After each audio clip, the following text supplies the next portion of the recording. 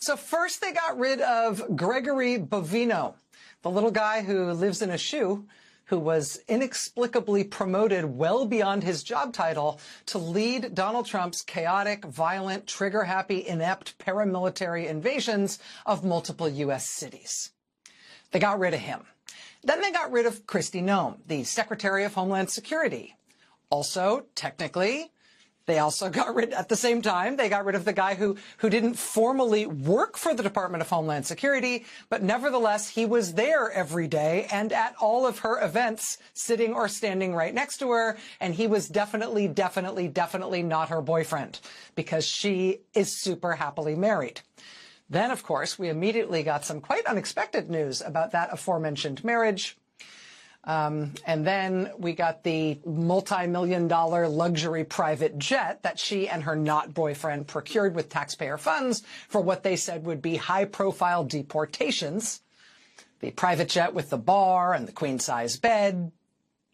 Then we learned that the Homeland Security Department would not be keeping that jet after all. The White House instead would be taking it, and now it was going to be used by other cabinet members and also, for some reason, by Melania Trump. Investigations into the not boyfriend of Kristi Noem demanding payments from companies with Homeland Security contracts reportedly continue. The not boyfriend, of course, denies all wrongdoing. But then they got rid of the Attorney General. She only barely made it a year. In that time, she did reduce the U.S. Department of Justice to a smoking hulk. But apparently she was just getting started when they got rid of her. She had just moved into some general's house. Because the true mark of making it in the upper echelons of this administration is that you're allowed to essentially loot from the U.S. military. You're allowed to just take over military housing for yourself because, hey, some of it's quite nice. But right after she got moved into some general's house, Attorney General Pam Bondi was out. Then they got rid of the director of ICE, following reports that he had had to be hospitalized not once but twice since taking the job because of stress. Plus another incident in which his security detail reportedly retrieved a portable defibrillator from a nearby office because he was freaking out so hard they were sure they were going to have to shock him. Last week, the head of ICE, Todd Lyons, found himself unable to answer basic questions from Democratic Congresswoman Lauren Underwood of Illinois as she pressed him on why so many people have been dying in ICE custody. He could not answer her basic questions about those deaths, even basic questions about why those deaths weren't being investigated. And then as soon as that, I'm sure, very stressful hearing was over, we learned that he's out too. He has resigned and he will be gone next month. Well, now today, another one down. The Secretary of Labor is out. And where do you want to start with this one? In January, the New York Post was first to report on a complaint about Trump's labor secretary that had been made to the department's inspector general. And I got to tell you, the New York Post has since done a ton of groundbreaking reporting on this scandal at Trump's Labor Department.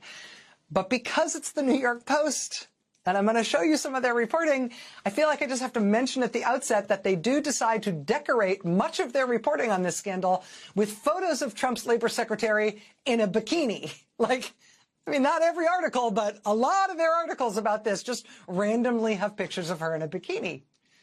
And that's just kind of the business model over there.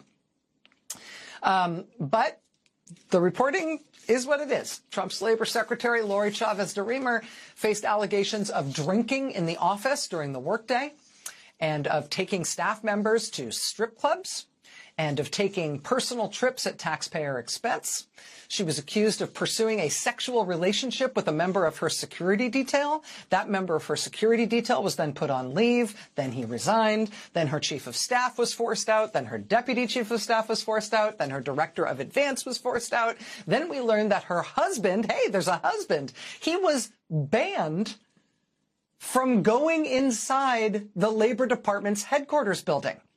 That ban on him entering the building came after two Labor Department staff members accused him, the secretary's husband, of sexually assaulting them at the Labor Department headquarters building. The husband denies wrongdoing. But then the hits just kept coming. Last week, the New York Times was first to report on Trump's labor secretary allegedly sending text messages to her employees during the workday, telling them to bring her wine. The Times says it has reviewed the messages and that they're part of an Inspector General investigation. We here at MS Now have not reviewed the messages and have not independently confirmed this reporting.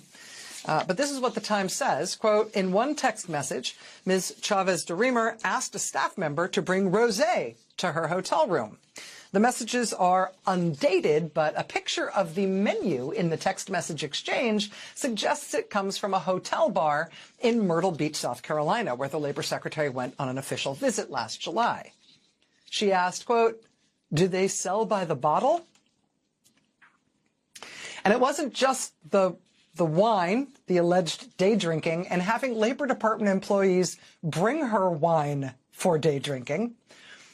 This is also from the Times, quote, Ms. Chavez-DeRemer's husband and father exchanged text messages with young female staff members at the Labor Department.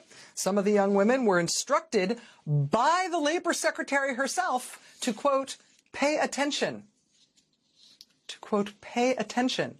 to her husband and father. In an April 2025 exchange provided to investigators, Ms. Chavez-DeRemer's father wrote to a young female Labor Department staff member, quote, hearing you are in town, wishing you would let me know. I could have made some excuses to get out and show you around. Please keep this private. The young female Labor Department staff member responded, quote, will do. No need to worry. She apologized to him for not reaching out. He responded, quote, when are you leaving and where are you staying? This is the Labor Secretary's father. She allegedly told her young female staffers that they needed to, quote, pay attention to him.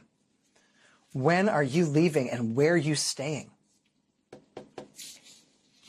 3 Labor Department staff members have filed civil rights complaints against Trump's labor secretary and the department, describing a hostile work environment. But now Trump's labor secretary is out, too. As of tonight, Trump labor secretary Lori Chavez-DeRemer is out of her job. Her lawyer told us here at MS Now tonight, quote, Secretary Chavez-DeRemer did not resign due to findings that she violated the law. Her decision to leave office was personal. You know, personally, I think it's got a sting that I don't think they ever gave her a general's house. I mean, not like everybody else in the cabinet. I don't think she ever got one. Not even like an admiral's house. But now she's out as well. That said, the FBI director still has his job.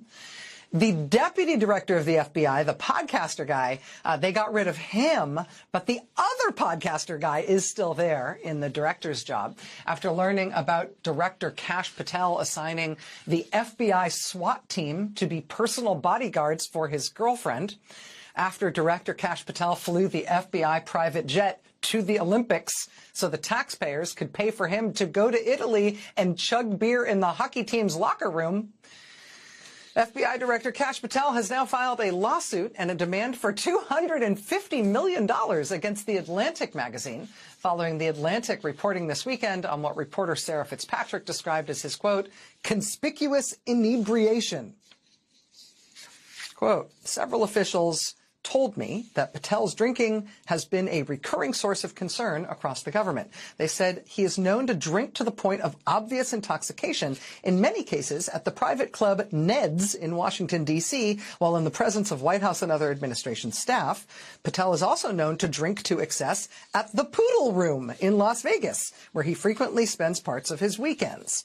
Early in his tenure, meetings and briefings had to be rescheduled for later in the day as a result of his alcohol-fueled nights, said 6 current and former officials and others familiar with Patel's schedule. Quote, on multiple occasions in the past year, members of Patel's security detail had difficulty waking him because he was seemingly intoxicated, according to information supplied to Justice Department and White House officials. A request for breaching equipment, normally used by SWAT and hostage rescue teams to quickly gain entry into buildings, was made last year because Director Kash Patel had been unreachable behind locked doors, according to multiple people familiar with the request. Some of Patel's colleagues at the FBI worry his personal behavior has become a threat to public safety. FBI officials and others in the administration have privately questioned whether alcohol played a role, for example, in the multiple instances in which Patel has shared inaccurate information with the public about active law enforcement investigations, including following the murder of Charlie Kirk. The Atlantic says its reporter spoke with more than 24 sources for this story. MS Now has not independently verified these allegations. Mr. Patel has denied all wrongdoing. He's now suing The Atlantic over this story, calling it malicious and defamatory. But for now, at least, he remains in his job at the FBI, with the speculative odds on how quickly podcaster Kash Patel might be fired from that job hinging somewhat on the question of how much alcohol remains in the news about Trump's FBI director, since President Donald Trump is somewhat famously averse to drunkenness. Hey, Pete Hegseth, still on the job as defense secretary as the supposed ceasefire in Iran comes to an end.